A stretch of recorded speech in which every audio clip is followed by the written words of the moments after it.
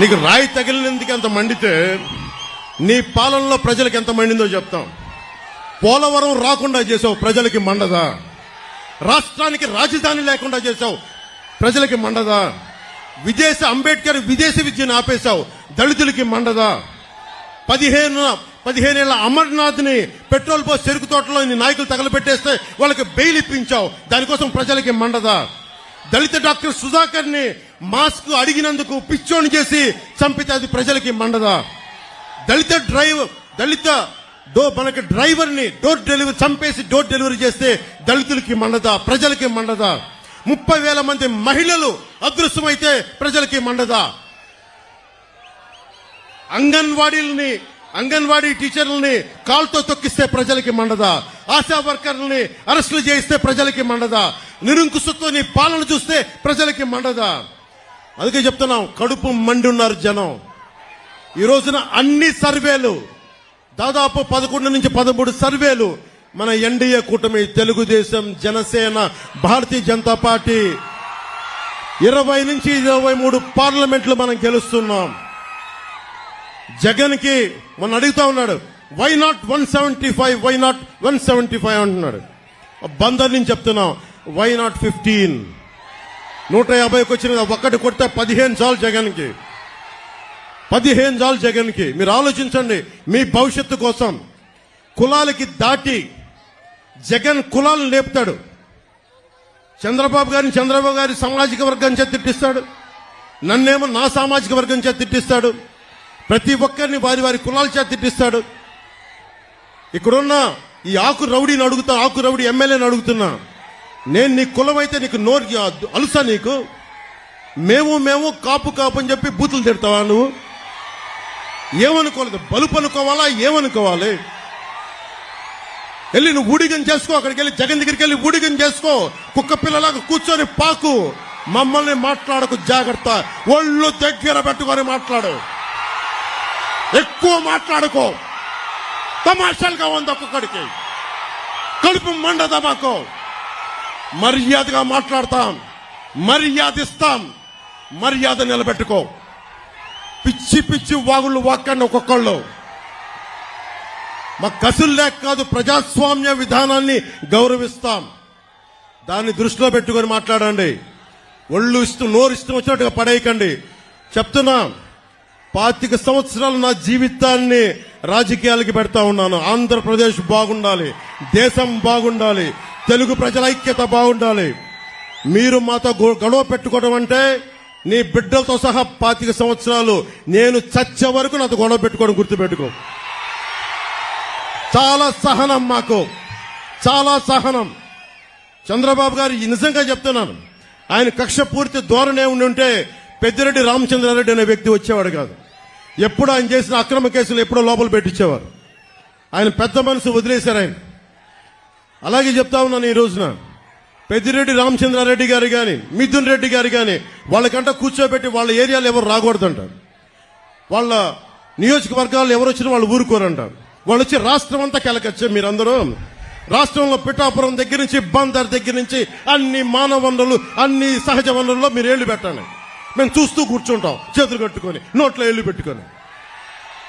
చూపిస్తాం మీకు భవిష్యత్తులో మీకు ఎలా ఉంటుందో, మీకు అన్యాయం మీద తిరగబడితే ఎలా ఉంటుందో మీకు చూపిస్తాం. మీకు ముఖ్యంగా యువతకి చెప్తున్నాను, మీరు కులాలని దాటి రండి, జిల్లాల్ని దాటి రండి, ప్రాంతాలని దాటి రండి. చంద్రబాబు గారికి ఒకటే చెప్పాం, మీరు కుల గణాంకాలు తీస్తా ఉన్నారు సార్. మనం అందరం కుల గణాంకాలతో పాటు స్కిల్ డెవలప్మెంట్ గణాంకాలు తీయాలి. ఇంతమంది యువతున్నారు, మీరున్నారు ఇక్కడ, 2 వేళ్లు చూపిస్తా ఉన్నారు, పిడికిలు చూపిస్తా ఉన్నారు. ఇంతమంది యువతున్నారు, మేడల పైన, మిద్దెల పైన ఆడపడుచులు అంతమంది ఉన్నారు. మీకేం కావాలి? మీ అభిరుచి ఏంటి? మీకు దేంట్లో ఇష్టపడతారు? మీరు దేనికి నచ్చుద్ది? మీకు మీ స్కిల్ డెవలప్మెంట్ ఏం కావాలి? మీకు ఎంతమందికి పైలట్లు అవ్వాలని ఉంటుంది, లేదంటే టెక్నీషియన్స్ అవ్వాలని ఉంటుంది. ఎంతమంది ముస్లిం యువతలో ఎంత బలమైన శక్తి సమర్థత ఉందో ఎవరికి తెలుసు. మత్స్యకారుల్లో గొప్ప గజేతగాళ్ళు ఉన్నారేమో, మనకి ఒలింపిక్స్ వెళ్ళగలిగే గజేతగాళ్ళు ఉన్నారేమో, ఎవరికి తెలుసు. అది ఎతికితే కానీ సమర్థత బయటికి రాదు. చంద్రబాబు గారిని ఒకటే అడిగాను, ఆయన కూడా ప్రామిస్ చేశారు, రాగానే కుల గణాంకాలతో పాటు మీ ప్రతిభ, సమర్థత, మీ అభిరుచి గణాంకాలు కూడా తీస్తాం. 2047కి 2047కి దేశం అత్యంత సూపర్ పవర్ రావాలి ప్రపంచంలోనే అంటే ఇందాక చెప్పినట్టుగా యువతే ఈ దేశానికి నిజమైన సంపద. మిమ్మల్ని పెంచుకోకపోతే అంటే యువతరం తాలూకు శక్తి ఎప్పుడు తెలుస్తుంట, తాతకి చేతి కర్ర అవసరం వచ్చినప్పుడే మనవడి విలువ తెలుస్తుంట.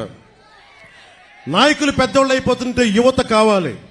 నిజంగా నేను మీకోసం, చంద్రబాబు గారు మహా దార్శనికుడు.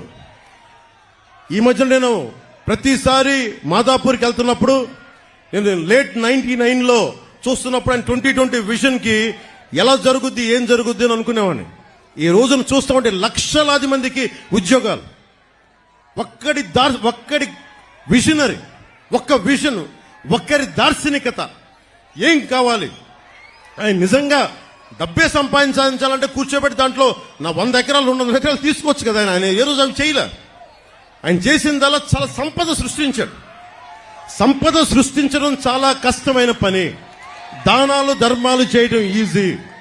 నేనే కౌలు రైతులకి అన్ని కోట్ల రూపాయలు ఇచ్చానంటే నాకు సంపదని సంపాదించే శక్తి ఉంది చిరంజీవి గారి దయ వల్ల.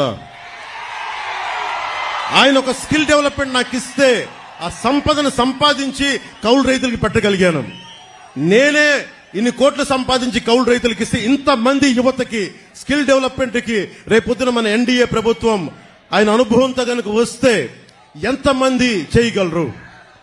ఇందాక చంద్రబాబు గారు నేను కారులో మాట్లాడుకుంటుంటే కార్పొరేట్ సోషల్ రెస్పాన్సిబిలిటీతో పాటు నిజంగా డబ్బు సంపాదించిన ప్రతి ఒక్కళ్ళు టాప్ 10 పీపుల్ 10% మంది అట్టడుగు వర్గాల్లో ఉన్న 30% నిజంగా సంపద క్రియేట్ చేయగలిగితే వారిని చేయి నడిపించి తీసుకెళ్తే ఎంత అద్భుతంగా ఉంటుంది.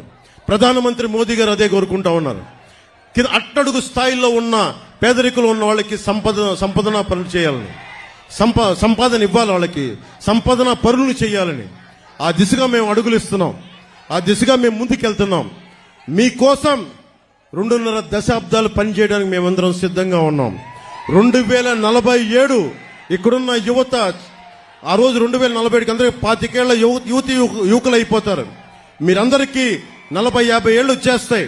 మీ భవిష్యత్తు 5 సంవత్సరాలు కాదు. ఈ ఎన్నిక, ఈ ఓట్లు చాలా మీ భవిష్యత్తుకు నిర్దేశించే. దయచేసి మీరు దృష్టిలో పెట్టుకొని, మా సరదా కోసం చెప్పట్లేదు, మీ భవిష్యత్తు కోసం వచ్చాం. మేము ఈ రోజు నేను చెప్తా ఉన్నాను, దశాబ్దం రోడ్ల మీద ఉన్నాం, 2 చోట్ల ఓడిపోయాం, నిలబడున్నాం మీకోసం. తిట్లు తింటా ఉన్నాం, ఆకు రౌడీల చేత మాటలు అనిపించుకుంటా ఉన్నాం. అందుకని దయచేసి మీరందరూ మీ భవిష్యత్తును ఆలోచించి బాలశౌరి గారిని బల్లమైన మెజారిటీ తోటి గెలిపించండి. గాజు గ్లాస్ గుర్తు మీద కొల్లు రవీంద్ర గారిని మనకి తెలుగుదేశం పార్టీ సైకిల్ గుర్తు మీద గెలిపించండి. చంద్రబాబు గారు ఒక రాజకీయ దురంధరుడు, అనుభవజ్ఞుడు. ఆయనకి నిజంగా ఆయన అనుభవం చాలా చాలా రాష్ట్రానికి అవసరం. అది ఉంటేనే నేను చెప్పేది, నాకు సత్తా ఉంది, పోరాట శక్తి ఉంది, కానీ నాకు కావాల్సిన అనుభవం కావాలి. ఆ అనుభవం ఆయన దగ్గర ఉంది.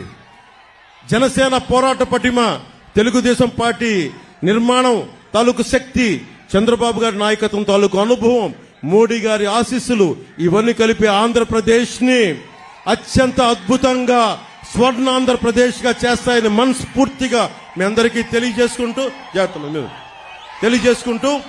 మీ అందరికీ ధన్యవాదాలు తెలుపుకుంటూ, మనస్ఫూర్తిగా మీ అందరికీ పేరు పేరున ధన్యవాదాలు తెలుపుకుంటూ, ఆడపడుచులకి, అక్క చెల్లెళ్ళకి, తల్లులకి అందరికీ వందనాలు పలుకుతూ మీ అందరికీ చేతులెత్తి మొక్కుతూ సెలవు తీసుకున్నాను.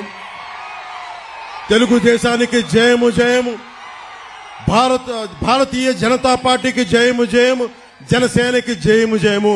ప్రజలందరికీ, ఆంధ్రప్రదేశ్ రాష్ట్ర ప్రజలందరికీ, తెలుగు ప్రజలందరికీ దిగ్విజయం కలుగా. జై జనసేన, జై తెలుగుదేశం, జై బీజేపీ, జై హింద్.